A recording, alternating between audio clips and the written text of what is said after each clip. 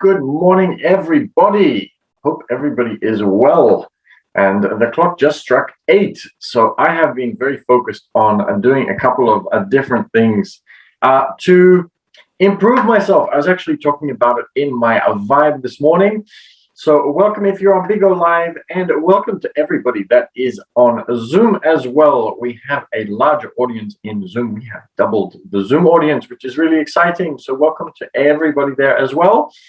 So we're getting some hearts on Bigo Live, which is really nice. So we will quickly say hello to everybody before we start reading, and then we'll start getting into it, because I know that everybody has things to do, which is always really exciting if you have goals and you are working towards your goals. So let's get into the reading. And Mladen says good morning to everybody, which is really nice. So thank you for that, Mladen. So Rich said, Portad, I still have only the Chinese version. And I know that you don't speak Chinese, so we're not going to read from that one, because one, I still haven't learned enough Chinese to be able to do that. And two, you probably wouldn't understand it either. So all good. We have The Art of Thinking Clearly, which is a great book. The back says The Secrets of Perfect Decision Making. We're up to we're up to chapter 49. Be wary when things get off to a great start. Beginner's luck. So let's get into it so that we can go chasing our goals after we've done this. But the reading is going to improve our brains and neural networks. It's going to do a lot to boost our endorphins and make us feel better.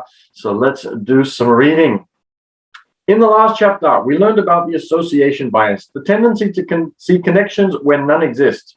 For example, regardless of how many big presentations he has nailed while wearing them, Kevin's green polka dot underpants are no guarantee of success. We now come to a particularly tricky branch of the association bias, creating a false link with the past. Casino players know this well. They call it beginner's luck. People who are new to a game and lose in the first few rounds are usually clever enough to fold and go home.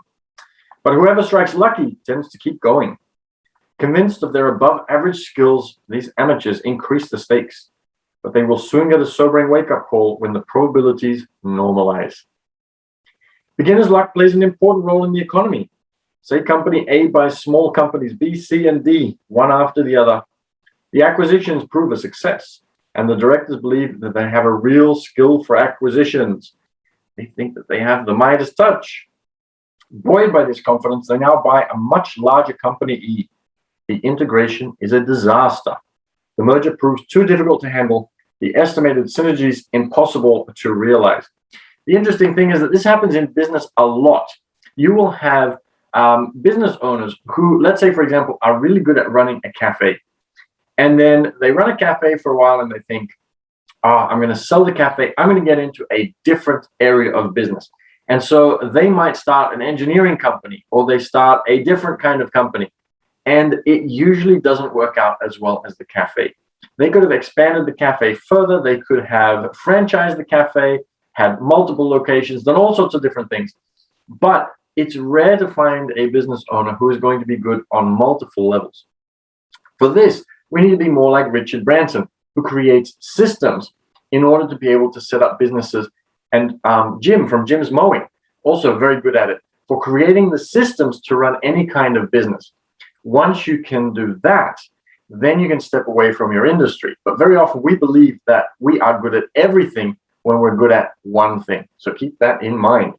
So objectively speaking, this was foreseeable, because in the previous acquisitions, everything fell perfectly into place as if guided by a magical hand. So beginner's luck blinded them. The same goes for the stock exchange. Driven by initial success, many investors pumped their life savings into internet stocks in the late 1990s. Some even took out loans to capitalize on the opportunity. However, these investors overlooked one tiny detail. Their amazing profits at the time had nothing to do with their stock picking abilities. The market was simply on an upward spiral. Even the most clueless investors won big.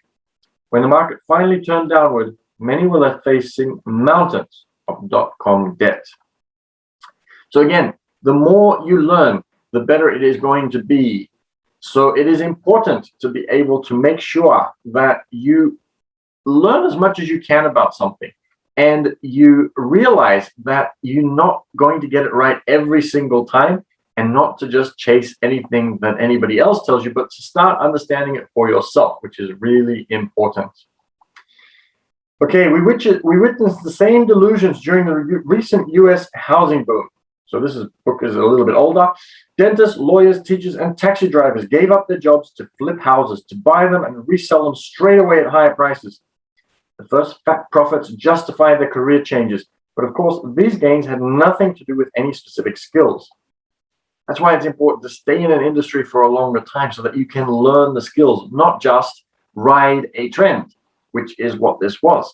So if everything is going up, if you do not need skill to be able to do something, then of course it is going to be very easy, and you're not really learning to see the signs of when it will go down or to see what is good and what is not good. You can just get anything. So it's important to learn the skills of actually picking what is good and what is not good, not just following those trends. The housing bubble allowed even the most inept amateur brokers to flourish. Many investors became deeply indebted as they flipped even more and even bigger mansions without the money to back it up. That's me saying that. When the bubble finally burst, many were left with only a string of unsellable properties to their names. In fact, history has no shortage of beginner's luck. I doubt whether Napoleon or Hitler would have dared launch a campaign against the Russians without the previous victories in smaller battles to bolster them. But how do you tell the difference between beginner's luck and the first signs of real talent? There is no clear rule, but these two tips may help. First, if you are much better than others over a long period of time, you can be fairly sure that talent plays a part, even though then you still can't be 100% sure. Second, the more people competing, the greater the chances are that one of them will repeatedly strike lucky, perhaps even you. If among 10 competitors you establish yourself as a market leader over many years, you can clap yourself on the back. That's a sure indication of talent. But if you are top dog among 10 million players, for example, in the financial markets, in one particular year, you shouldn't start visualizing a Buffett-esque financial empire just yet. It's extremely likely that you have simply been very fortunate. Speaking of Warren Buffett, he does a lot of really important research. He has spent time thinking about, understanding, figuring out how it all works and how it fits together.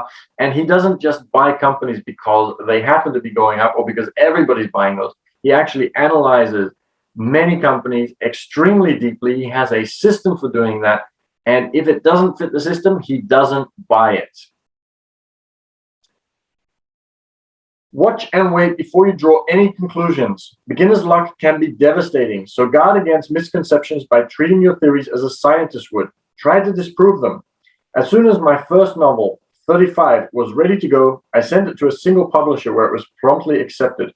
For a moment, I felt like a genius, a literary sensation. The chance that this publisher would take on a manuscript is 1 in 15,000. To test my theory, I then sent the manuscript to 10 other big publishers, and I got 10 rejection letters. My notion was thus disproven, bringing me swiftly back down to earth. So this is, I think, a very good chapter, a very important chapter. It allows us to see that, yes, things will go smoothly every once in a while, and that we shouldn't take it for granted that it's always going to be that way if we don't understand the depth of what we're doing. So if we don't possess the skills, if we haven't learned and studied and gone into the details of how it works, or if we are good at one thing and then we want to switch to something else, we have to be very, very careful with that. So I'm just going to move the phone over a little bit because Malavan has been doing some typing. There's a big difference between being cautious and being foolish. Being cautious might look as being coward, being negative. On the other hand, entrepreneurs take huge risks, but being cautious and investigate first. I choose to be cautious. Absolutely. So in business, we are going to make calculated risks. A lot of people look at business owners and say, oh, they are taking huge risks. But that is definitely not the case. They take calculated risks. Well, some of them take risks, but some of them take calculated risks, which means that they have done a lot of research and a lot of thinking of what could go wrong, about whether the company is good to start off with, whether there is a market for the product. Some people will just start without even checking to see if there's a market for the product. They launch the product and nobody wants to buy it because they haven't figured out that nobody wants that product. Ever watch Shark Tank, says Mladen. Why those guys don't put their money in every opportunity presented them? Let's learn from the experts. Excuse me. There is a lot of questions that they ask and a lot of things that they look into and a lot of history from deals that haven't gone right. So they use a lot of gut feeling. They ask a lot of questions. They do a lot of checking before they will put any of their money into the deal. And a lot of the time, they're going to find deals that actually do work because of all of that work that they put in. So thank you for sharing, Lana. That was absolutely amazing. And hello to everybody else. There's a lot of people who are commenting on Bigo today. So nice to meet you all. Thank you very much for all of the comments and everything else. Let's have a look. There is a lot of people saying all sorts of different things. So nice to see you all. Thank you for joining. I'm going to have to get a little bit of coconut water. I am starting to get a bit of a dry throat. Okay, so we're going to let you get to work and work on your goals and everything else that you want to do today. Tomorrow, we're going to be reading chapter 50, same time, same place, 8 o'clock Sydney time. Sweet Little Lies. We're going to be talking about cognitive dissonance, which is something that we have possibly heard before, because I know that I've heard it come up quite a few times.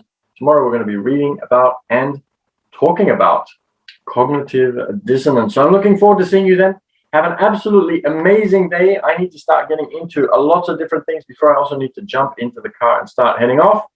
But remember to do lots of research and to know as much about a topic as you can and to build up your skills. Start small with little things and then build it up from there so that you can build up those skills so that you are not just relying on beginner's luck or doing what everybody else is doing and just rising with a rising market. Okay, have a great day, and I'll see you all tomorrow morning.